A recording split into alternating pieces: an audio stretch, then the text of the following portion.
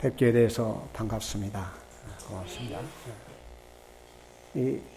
여기 몇 번 와봤는데 이 성전 단위의 선거는 처음이죠. 그리고 여러분 얼굴도 뵙는 것은 처음일 것 같습니다. 반갑습니다. 하나님 말씀 보겠습니다. 하나님 말씀 누가복음 13장 6절로부터 9절에 있는 말씀을 봉독하겠습니다.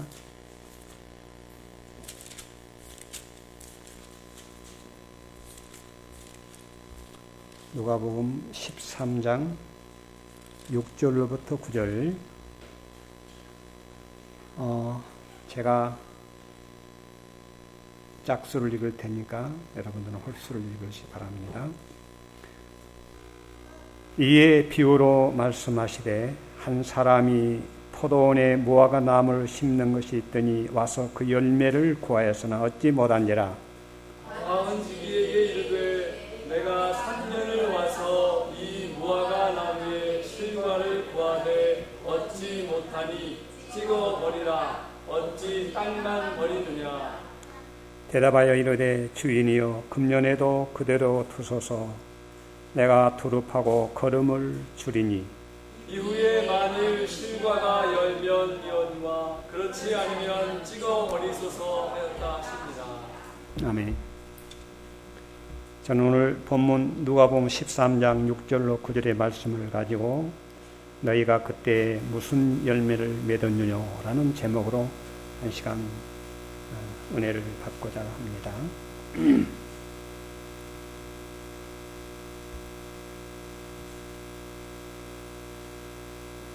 3년이 되도록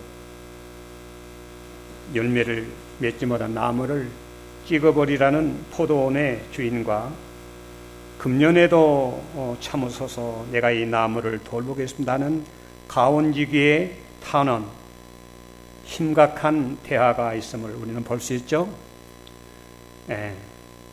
그러나 그 대화는 한편으로는 찍어버리라 하는 긴장감이 있고 한편으로는 금년에도 참아주소 하는 소망의 대화가 절묘하게 하나님의 공의와 사랑이 절묘하게 나타난 통치의 이야기가 여기에 나오고 있습니다.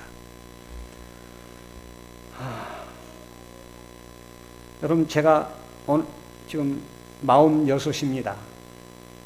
내가 나이가 많이 들어 보이죠? 46이에요. 그런 의미가 무슨 의미인지 아세요?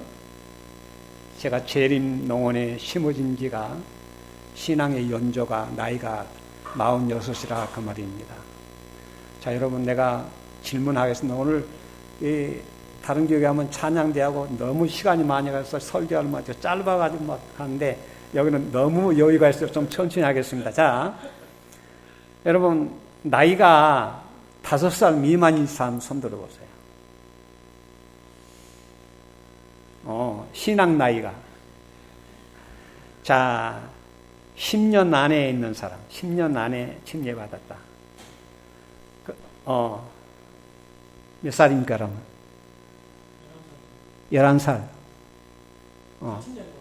그러니까, 11살 되네요. 11살인데, 그렇습니다. 아직 좀 청소년 시기입니다.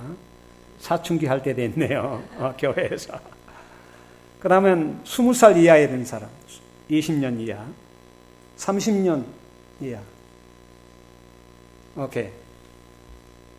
한참 때입니다. 한참 일하시죠. 40대 이하. 50대 이하. 예, 고맙습니다. 예, 우리 동기선님이십니다. 60대 이하. 좋습니다. 내가 신앙 연영을 물어본 것은 여기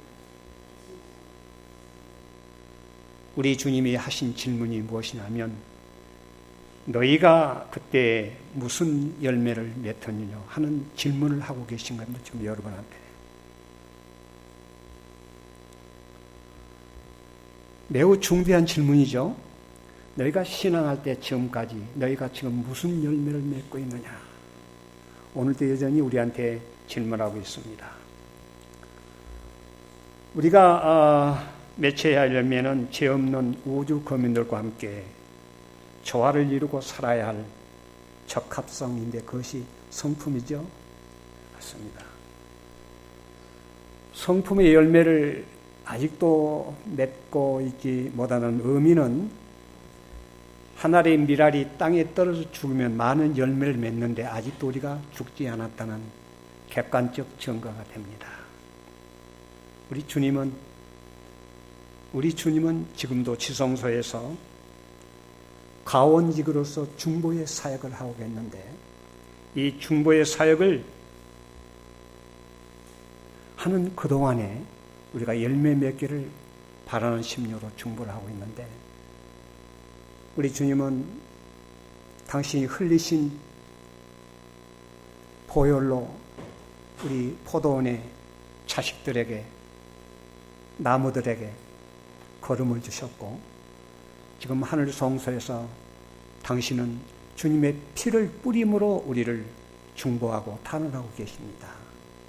이런 순간에 이 땅에 우리가 살고 있는 우리 그리스도인들이 열매를 맺는 이것이야말로 우리 그리스도인들의 가장 중요한 유일한 비즈니스가 된 거예요.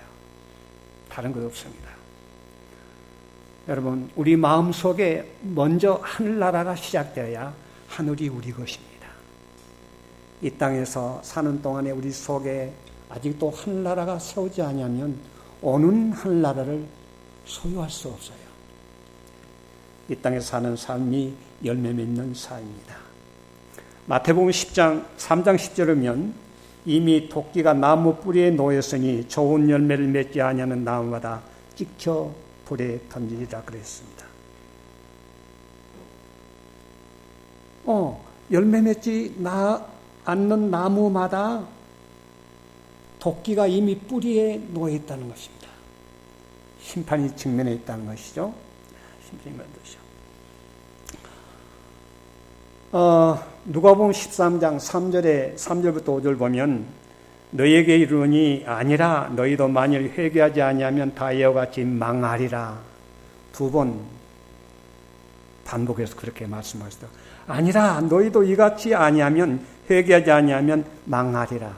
이 말을 배경은 뭐냐면 예루살렘에 소동이 자꾸 일어났어요.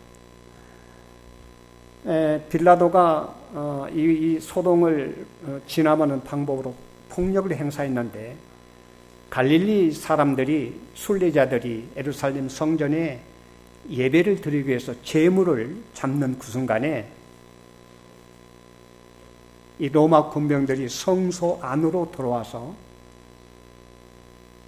그 예물을 드리려고 오는 예배를 드리려고 오는 순례자들을 죽여가지고 그 피를 제물에 바르는 그런 사건이 있었어요.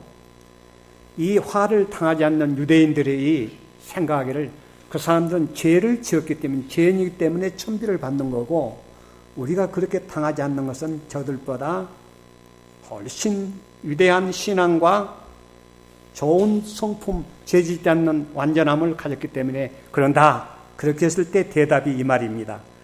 너희에게 이르노니 아니라 너희도 만일 회개하지 않으면 다 이와 같이 망하리라 했어요.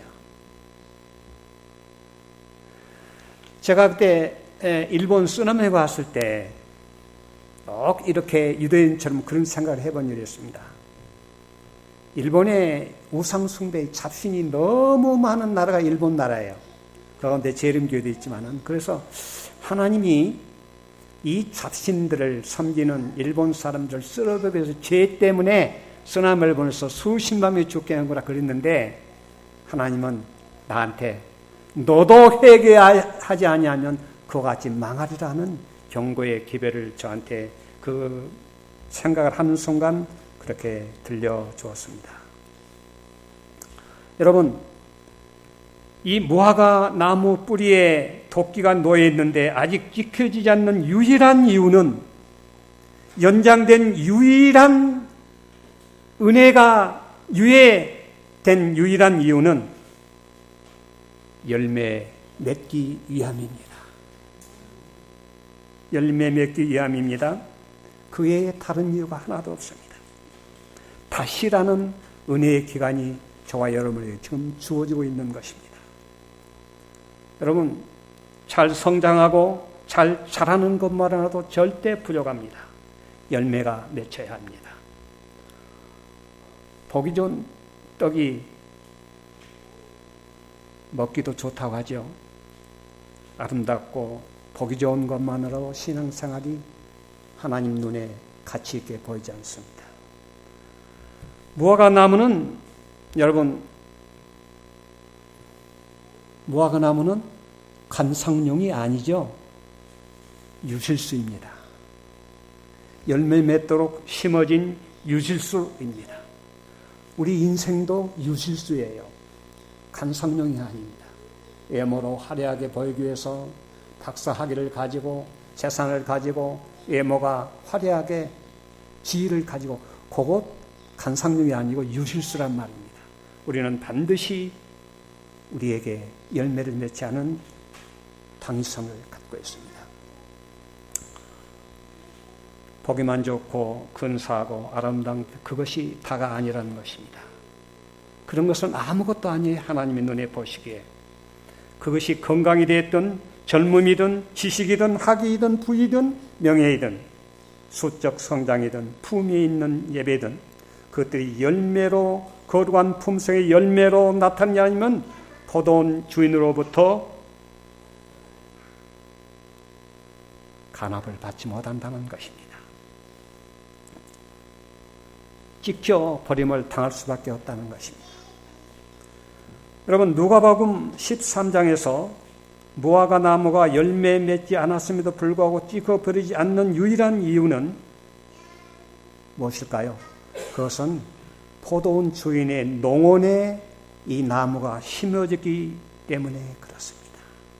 그래서 열매가 없음에도 불구하고 그대로 있을 수 있는 유일한 이유는 다시라는 은혜로운 유예기간이 주어졌기 때문에 그렇다는 것입니다. 유예기간이 주어진 것은 금년에도 참으소서 내가 이 땅을 파고 거름을 지으며 포삭했습니다. 나무를 위해서 탄원하는 가은지기의 중보의 사역이 있기 때문에 하나님의 농원에 심겨진 포도나무가 아직 열매를 맺히지 못했더라도 유예기간이 지어지고 열매를 맺도록 탄원하는 가원지가 있기 때문에 이렇게 우리가 존재하고 있다는 사실을 얼마나 감사한 줄 알 수 없습니다. 그런데요, 똑같은 무화과 나무인데 마태복음 21장 18절 20절에 길가에 심겨진 무화과 나무도 역시 멀리서 보면 잎이 무성해서 열매를 맺힌 듯해서 예수님이 가보니까 열매가 없어요. 예수님이 얼마나 실망하셨는가. 바로 예수님이 그 무화과 나무에 집행 심판을 해버려서 무화과 나무가 말라 죽었습니다.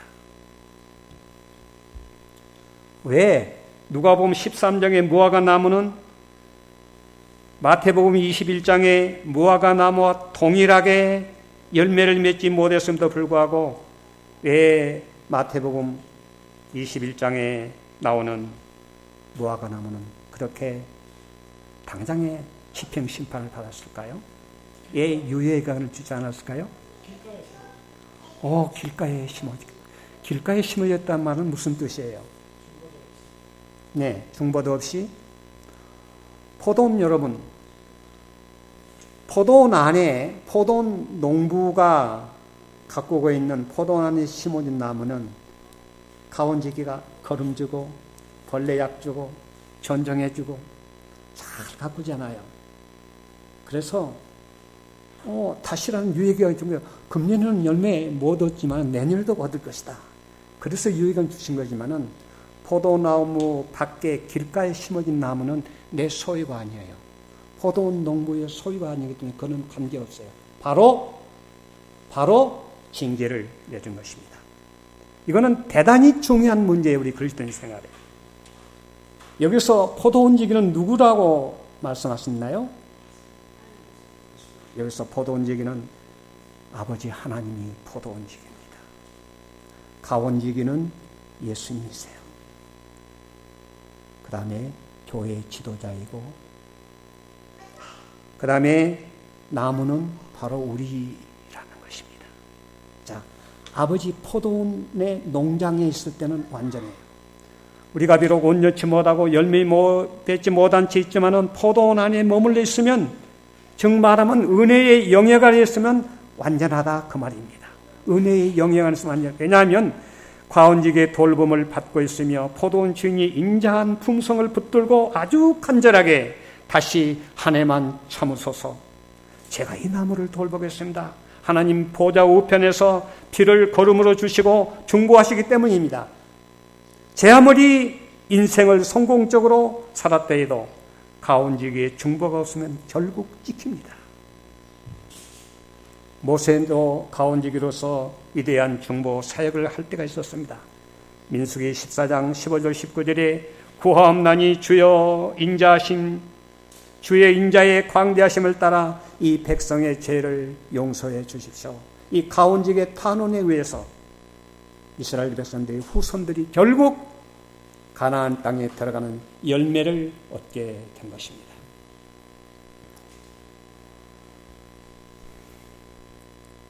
우리도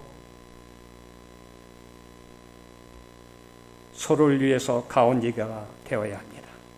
땅을 파고 거름을 주고 물을 주고 지지도 세워주는 중보 말입니다. 길가에 심어진 무화과 나무는 가온지기가 없었으므로 다시는 은혜가 유예 기간을 얻지 못했습니다. 여러분, 교회와 관계를 끊고 교회를 떠나면 교회 밖에 길가에 심어진 무화과 나무입니다.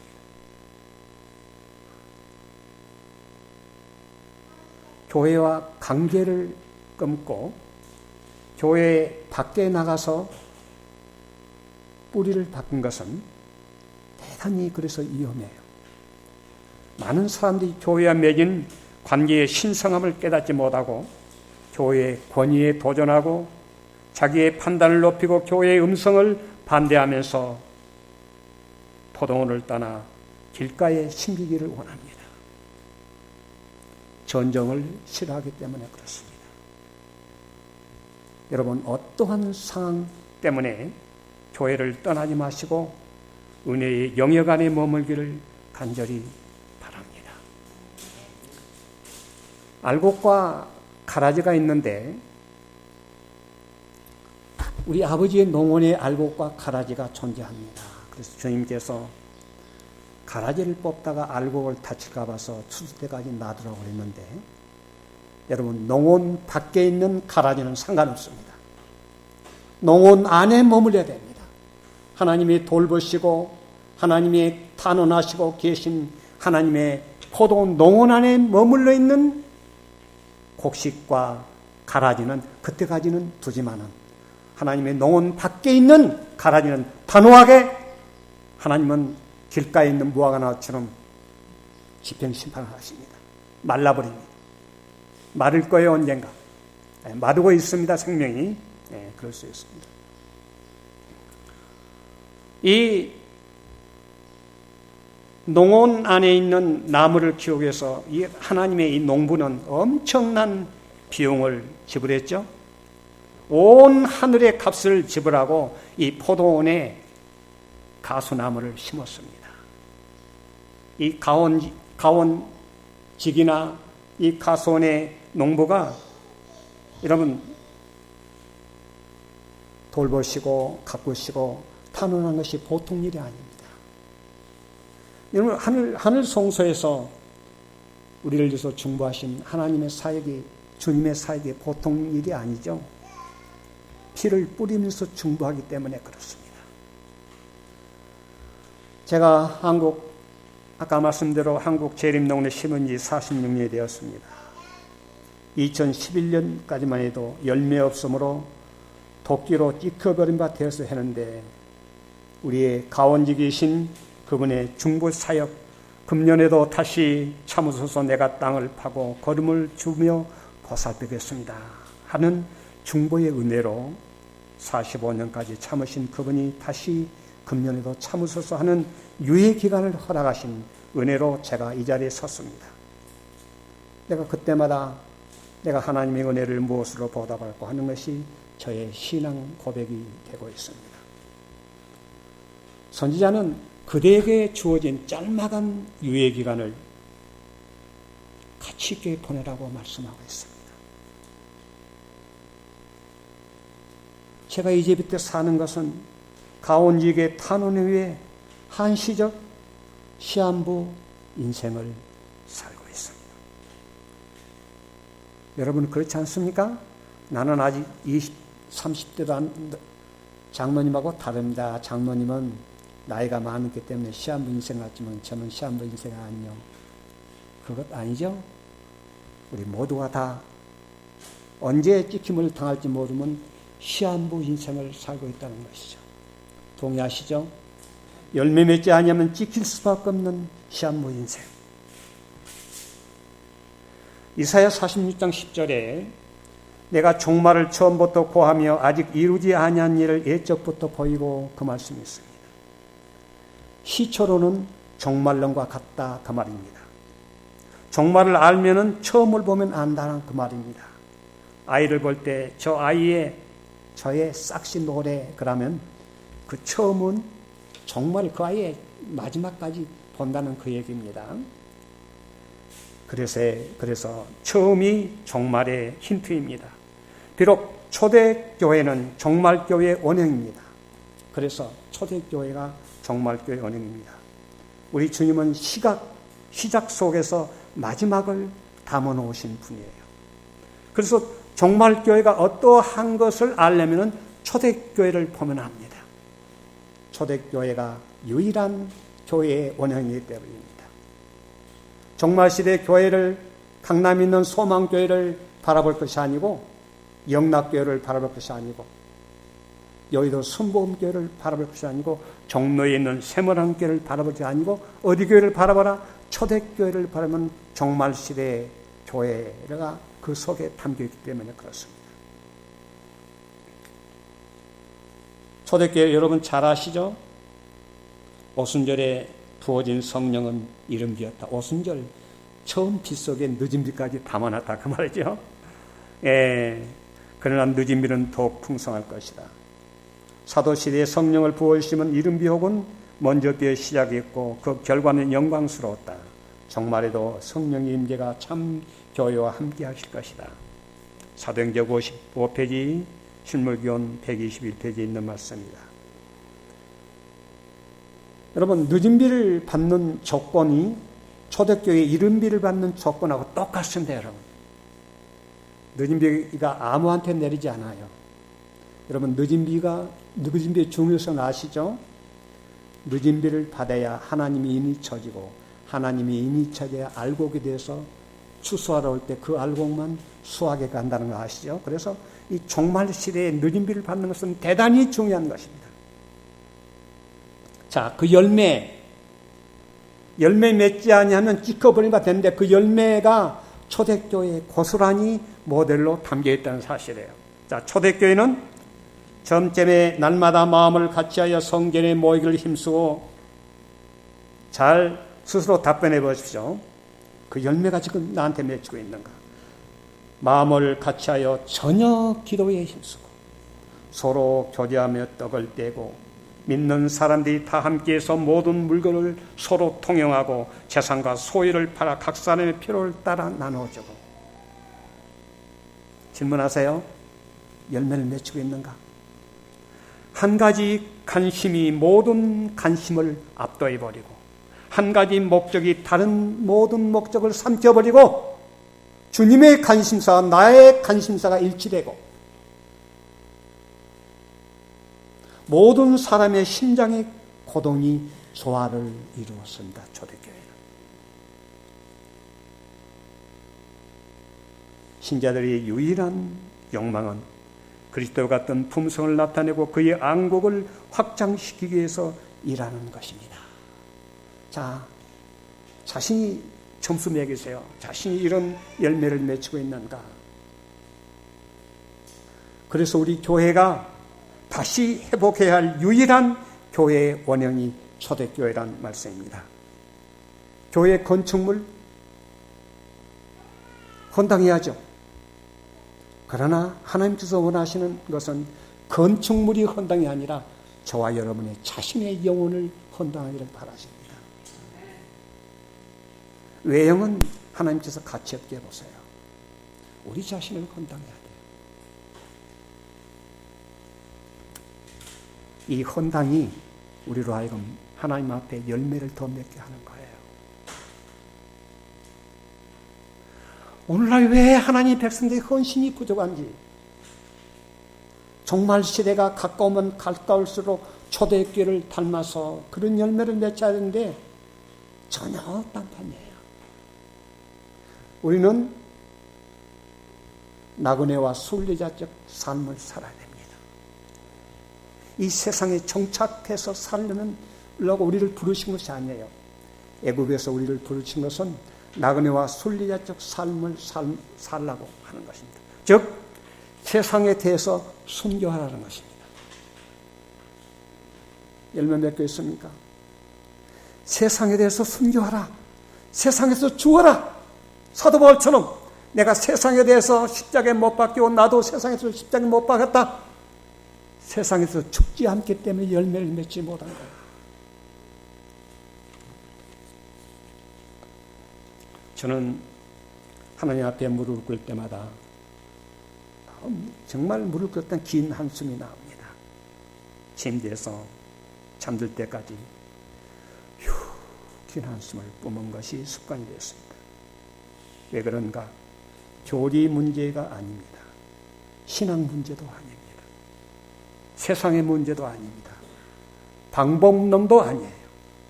제게 한계를 느끼고 주저앉고 싶고 포기하고 싶고 도망가고 싶고 그런 충동을 느끼는 것은 품성의 열매 없음 때문에 그렇습니다. 그 고통, 그 고민, 그 갈등 그리고 좌절 때문에 그렇습니다. 여러분 그걸 느끼고 있습니까? 산자만이 그걸 느낍니다. 죽어 있으면 그것도 못 느껴요. 산자가 감각이 있지 죽어 있으면 감각이 없어요. 저는 그래서 이런 실망을 느끼면서도 위로를 받습니다. 왜냐하면 하나님의 성령이 나에게 찔러봐가지고 너 감각이 있구나. 아직도 살아있구나. 희망이 있어. 고쳐봐. 내가 치료해줄게. 그런 속삭이는 음성을 듣기 때문에 그렇습니다. 죽음은 감각이 없어요. 죽음은 죄에 대해서 전혀 무감각합니다. 우리 가온지기의 마음이, 우리 주님의 마음이 우리에게 전달돼야 합니다. 1년만 참아달라고 애걸하게 호소하시는 가온지기의 마음은 어떤 마음일까요? 당신의 피를 흘려 걸음을 주시고 당신의 피를 뿌리면서 중보하는데도 열매 없으므로 도끼로 찍어버림을 당할 유예의 시간이 끝나고 있는 시점을 바라보는 가온지기. 얼마나 마음이 아프겠어요. 그 사람의 인생의 시한부가 인생이 끝나가는데도 아직도 내 피를 뿌리고 내 죽음으로 걸음을 주고 피를 뿌려서 중보의 사역을 하고 그 인생의 시한부 인생이 거의 끝나는데도 모르고 열매 맺지 않을 때 우리 주님의 가온지기에 탄원하는 그의 가슴을 우리는 너무도 모르고 있다 그 말이에요. 예루살렘아, 예루살렘아, 아버지여 나의 피, 나의 피 하시면서 금녀만 참아주셨소. 에브라다야, 에브라임이야, 내가 어찌 너를 잃겠느냐? 나한테 돌아오라. 열매 맺어라. 이렇게 탄원하시는 중보자의 마음을 우리가 좀 알아야 됩니다. 정말 알아야 돼요. 아는 것이 영생입니다. 그렇죠? 요한복음 17장 3절에 영생은 유일하신 참 하나님과 그의 보내신 자 예수 그리스도를 아는 것이 영생이에요. 이 탄원자의 마음을 우리가 이해하고 살아야 돼요. 눈물로 중보하시는 우리 주님을 바라보시기를 바랍니다. 열매 없음을 회개하기를 바랍니다. 시초가 종말이고 처음이 마지막인데 그 말은 우리가 무엇을 심는 것은 무엇을 거둔다는 것과 똑같습니다. 우리 안에서 착한 일을 시작하신 분이 마지막을 이루시는 거였죠. 우리에게 그리스도가 처음이면 마지막도 그리스도여야 됩니다. 세상에 끼어들면 안 됩니다. 그래서 우리 인생도 심을 때가는 거둘 때를 바라봐야 하고 마지막을 보고 심어야 합니다. 내 시작이 먼저 그 나라와 그 의를 구하라. 그리하면 이 내 마지막이 그 나라와 그 의의 열매를 맺는다는 것입니다. 예수님께서 누가복음 7장 26절부터 34절에 노아 때에 된 것 같이 인자의 때도 그러하니라 그렇게 말씀하셨어요. 노아의 때 똑같이 먹고 똑같이 마시고 똑같이 시집가고 똑같이 장가가고 똑같이 파고 살고 똑같이 집을 짓고 똑같이 밭 가는데 한 사람은 데려감을 당하고 한 사람은 버려둠을 당하는 이유가 도대체 무엇입니까? 그 이유는 심는 바가 다르고 구하는 바가 다르고 생각하는 바가 다르고 생각의 주제가 다르고 삶의 목적이 달랐기 때문에 그렇습니다.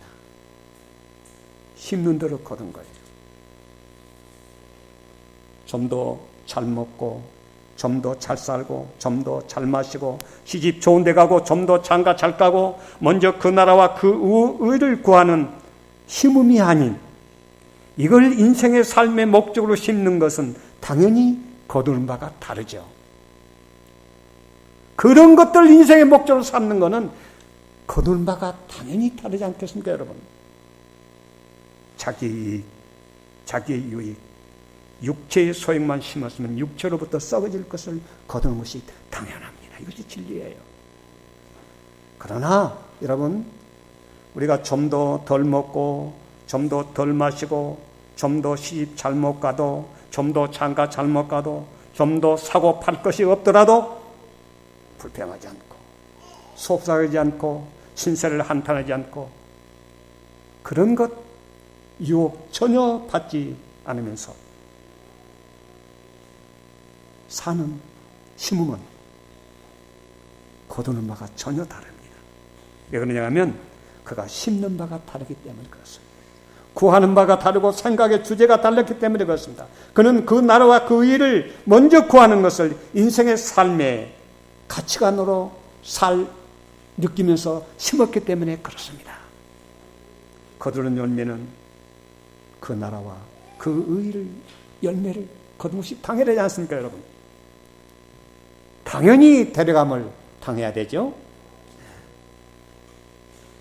회개의 열매를 어떻게 맺을까요? 죄는 무엇이고 해결은 어떻게 시작될까요, 여러분? 참된 변화를 맺는 시작을 우리들이 경험하게 되기를 간절히 바랍니다. 우리 주님의 죄관은 무엇인 줄 아세요? 우리가 바라보는 죄관과 우리 주님이 바라보는 죄관은 다릅니다. 예수님이 십자가 위에서 도덕적 잘못을 죄라고 말씀하지 않으셨어요. 우리 주님은 죄를 어떻게 이해하셨는가? 죄가 무엇인지 정확하게 보여주셨습니다.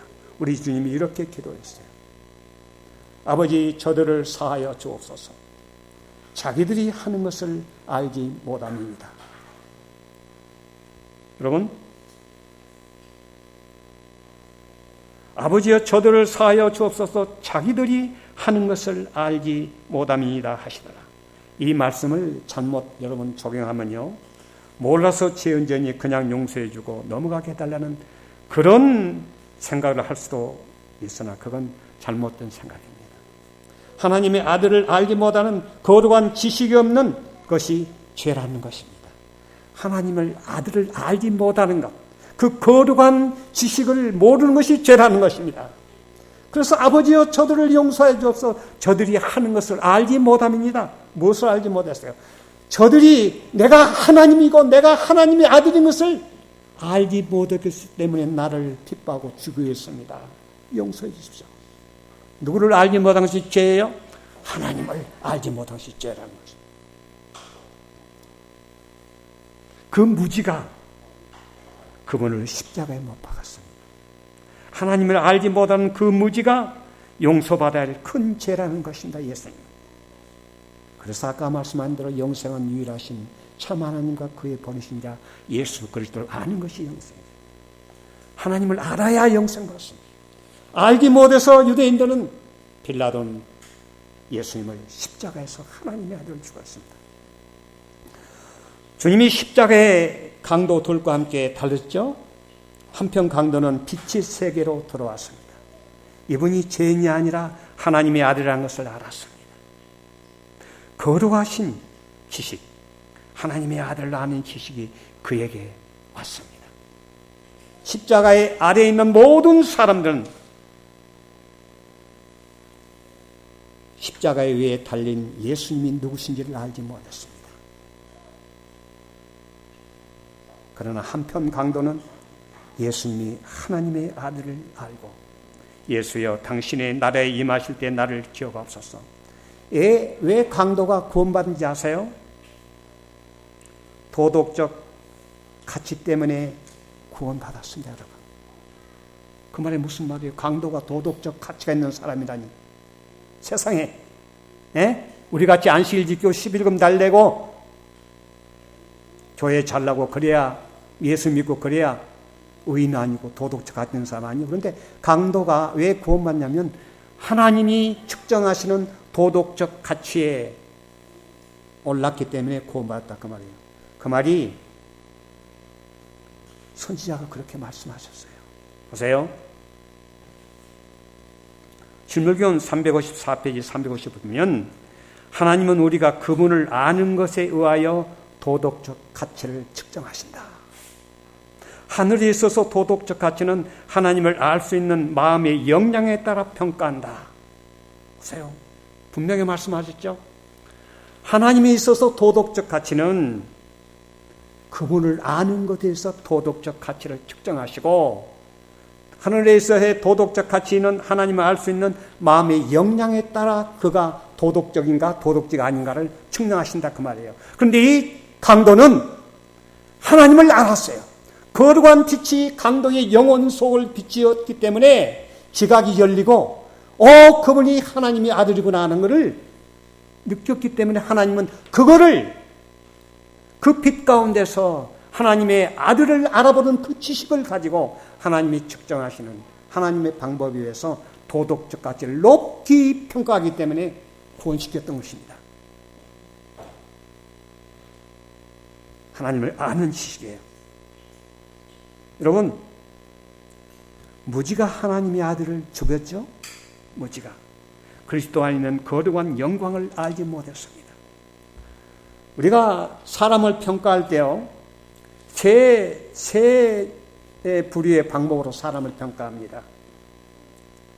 외모를 바라보고, 가진 것을 바라보고, 지위를 바라보고, 학위를 보고 그 삶을 평가합니다. 그런 사람은 정말 무지한 사람이에요. 캄캄한 사람이 그렇게 평가합니다. 두 번째는 좀 더 개목된 사람인데 그 사람의 인격을 바라보고 그 사람의 성품을 바라보고 됨됨이를 바라보고 그가 무엇을 붙잡고 있는가, 그가 가진 바가 무엇인가, 그가 추구하는 인생의 목적이 무엇인가, 그가 뜻이 무엇인가를 보고 평가한 사람은 아주 개목된 사람이에요. 아주 지혜 있는 사람입니다. 사람을 그 정도는 평가해야 됩니다. 그런데 더 좋은 방법의 평가는 무엇이냐면 그 사람이 거룩한 영적 지식을 갖고 있는가, 곧 하나님과 그 아들 예수 그리스도를 아는 지식을 갖고 있는가. 굉장한 평가죠. 하나님이 도덕적 가치를 하나님을 아는 것에 의해서 평가한다고 했죠. 거기까지 보는 사람이, 거기까지 보고 사람을 평가한 사람이 가장 가치 있는 평가를 한다는 거예요. 그렇죠? 그가 어떤 것을 붙잡고 있는가, 그가 가진 바가 무엇인가, 하나님과 그 아들 예수 그리스도를 아는 지식을 가지고 있는가, 그 거룩한 지식을 가지고 자신을 보고 있는가. 여러분, 하나님을 잘 알지 못하면 자신을 모릅니다. 절대 몰라요. 자신이 누군지 알지 못합니다. 자신이 거룩하고 완전하고 아주 존귀하고 자신은 흠이 없고 하나님이 지식이 없으면 절대 모릅니다. 그 거룩한 지식을 가지고 하나님의 아들 예수 그리스도를 아는 지식, 가지고 자신을 보고 그 다음에 그 지식을 가지고 남을 바라볼 때 비판 정신이 없어요. 동정의 정신이 있습니다. 도와주고 싶은 마음이 있어요. 그런 지식 없이 남을 바라보기 때문에 저 사람이 막 그 허물만 보여요. 아주 나쁜 것만 봐요. 너는 틀렸고 나는 옳다. 자꾸 그런 건 생각. 그 사람이 하늘을 볼 수 있는 사람인 것을 보고 평가한 사람은 제대로 계몽된 사람의 평가라는 것입니다. 여러분, 안나스와 가야바와 빌라도도 가룟 유다도 예수님이 죄 없음을 알았죠? 그분이 가난한 자를 먹이고 불쌍한 자들에게 손을 펴고 귀신을 쫓아내시고 병자를 고치시고 죽은 자를 살렸던 분임을 알았어요? 선한 분이고 능력 있는 분임을 알았습니다. 그래서 종교자들이 그를 질투하고 시기에서 종교와 정치적 목적으로 그분을 죽이려 한다는 사실도 빌라도는 알았습니다. 예수님이 무죄함을 알았습니다. 그런데 그가 진짜 알지 못했던 것은 나사렛 예수가 하나님의 아들이라는 것을 몰랐다는 것입니다. 그것이 죄라는 것입니다. 죄가 하나님의 아들을 죽였다는 것입니다. 그가 하나님의 아들이었다면 감히 그를 못 죽이죠. 절대 못 죽입니다. 선무당이 사람 잡았습니다. 영적 무지는 하나님을 잡습니다. 오늘도. 우리 신자들이 하나님과 예수 그리스도에 대한 영적 무지를 갖고 있으면 사람을 잡습니다. 이건 대단히 중요한 거예요. 그 다음에 용감하면 대단히 무식하면 대단히 용감합니다. 이 무식이 하나님을 아는 지식의 무식이에요. 대단히 용감해요. 그래서 참된 하나님을 알지 못하기 때문에 감히 하나님의 본체를 잡고 흔드는 무지를 봉하고 그런 지식, 무서움을 범하고 있어요. 용감한 사람들이에요. 감히 하나님의 본체를 흔든다니. 너무 황송한 일이잖아요, 여러분. 삼위 되신 하나님의 본체를 가지고 흔드는 무식. 하나님을 아는 지식이 없기 때문에 그렇습니다. 역사상 가장 용감한 자들이 거룩한 하나님의 아들을 잡았습니다.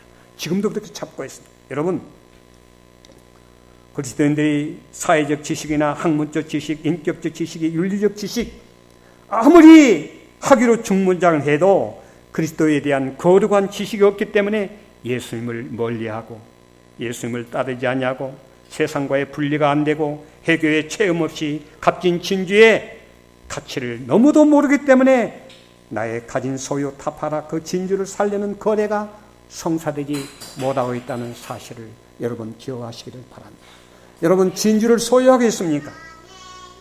경건의 껍질 속에서 열매 없이 살아가면서도 하나님을 아는 지식이 없기 때문에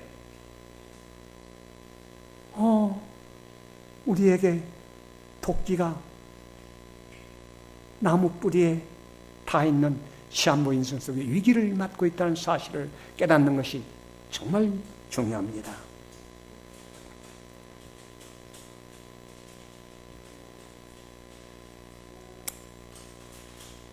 그래도 한 해를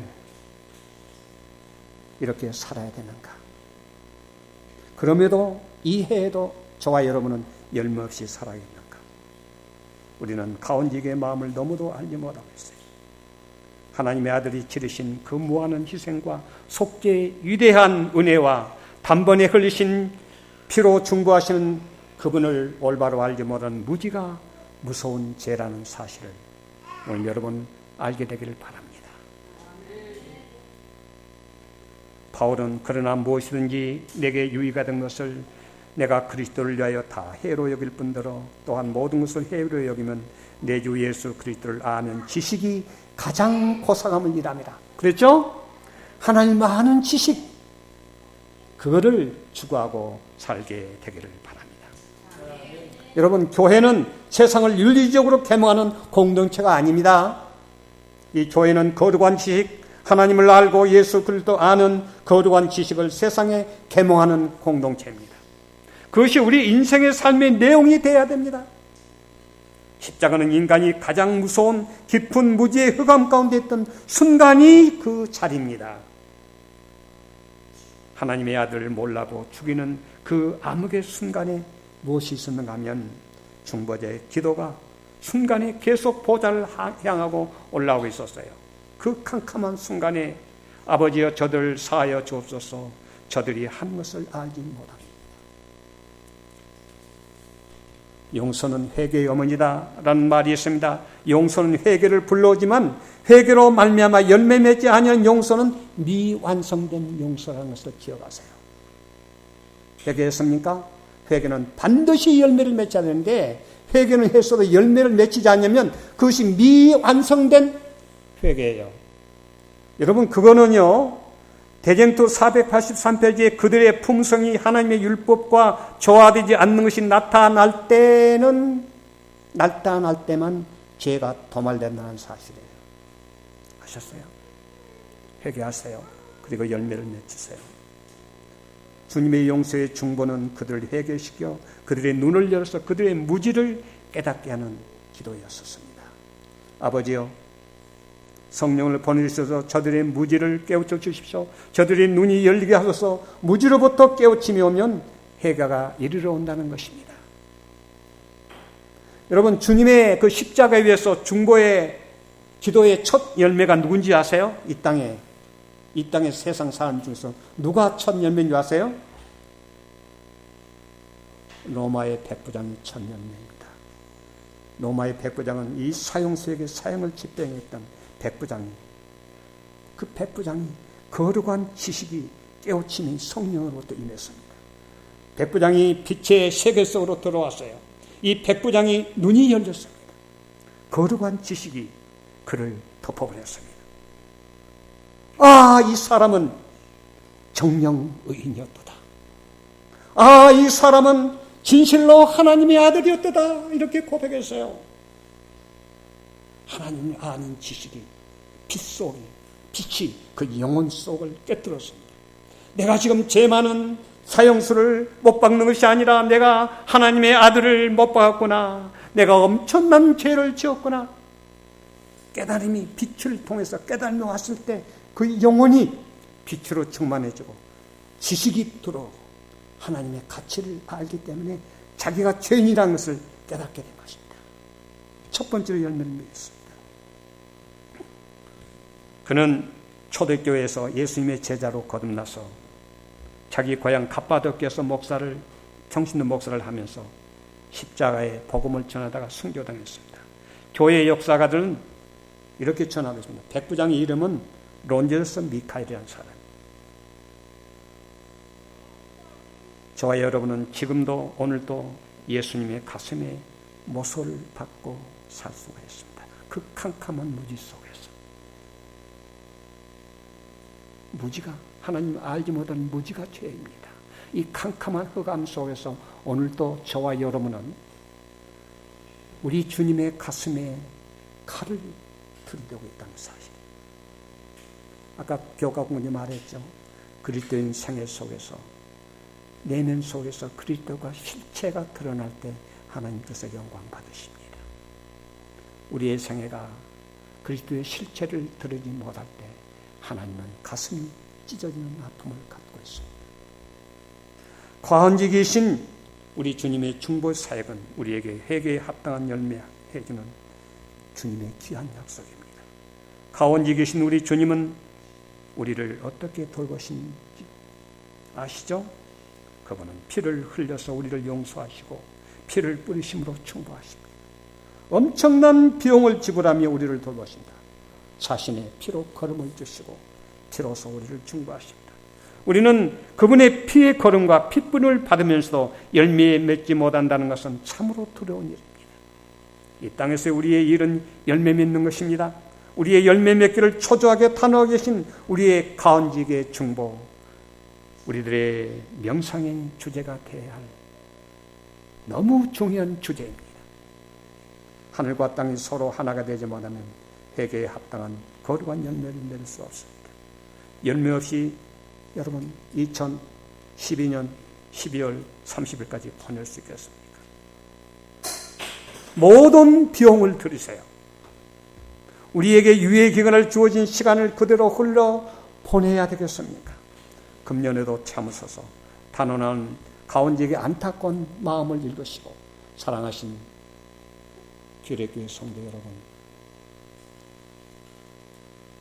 하나님도 아는 거룩한 지식의 빛 가운데서 자신을 보고 남을 보고 하나님을 바라보기를 바랍니다. 그리고 거룩한 열매를 맺어서